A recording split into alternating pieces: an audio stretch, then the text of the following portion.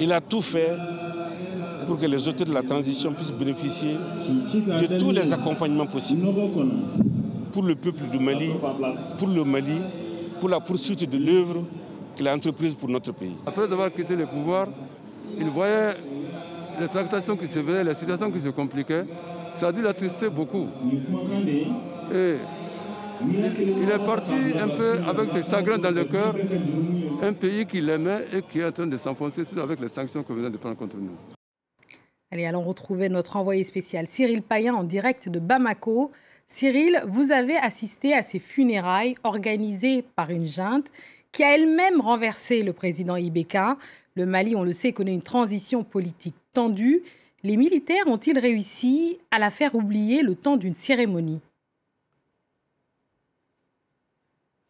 En tout cas, c'était évidemment, vous avez raison de le dire, le message assez clair, hein, une grande cérémonie qu'on a pu suivre effectivement de concordes nationales, d'hymnes nationaux, avec une succession d'éloges funéraires par les compagnons de route du président défunt, certains de ses anciens ministres, sa famille, qui ont rappelé évidemment la qualité d'homme d'État du président défunt qui, dans une cérémonie plus privée chez lui, a été inhumé il y a quelques instants. Ce soir, ici même à Bamako, quelques jours après avoir succombé à 76 ans dimanche dernier. Et puis, vous le disiez aussi justement, près de 2 ans après avoir été déposé par ces hommes, les mêmes hommes qui, au plus haut sommet de l'État, puisque le Premier ministre Choguel Maïga était représenté, le colonel Assimi Goïta, le président du gouvernement de transition, a été empêché, n'était pas là ce matin, mais l'ensemble du corps diplomatique était présent.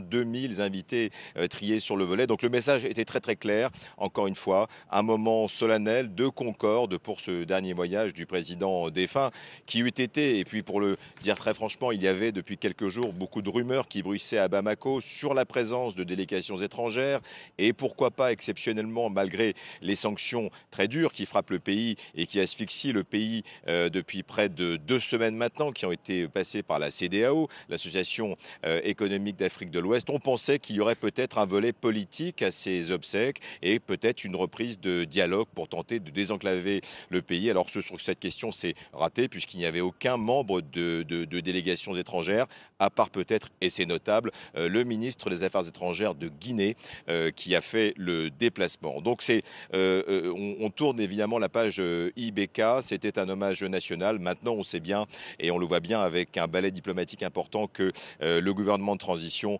tente de renouer le dialogue avec les pays voisins, tente de parler pour, encore une fois, désenclaver ce pays qui commence à être asphyxié et dont, on le sait, les prochaines semaines vont être difficiles pour les questions politiques, sociales et économiques pour des millions de Maliens.